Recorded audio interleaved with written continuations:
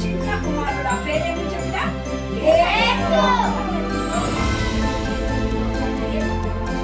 ప్రేమ అనేది మనం చేసే ప్రతి పాపాన్ని ప్రతి తప్పుని కూడా ఈ పాపం కనబడుతుందా ప్రేమ కనబడుతుంది లవ్ కవర్స్ మల్టిట్యూడ్ సిన్స్ అన్నమాట.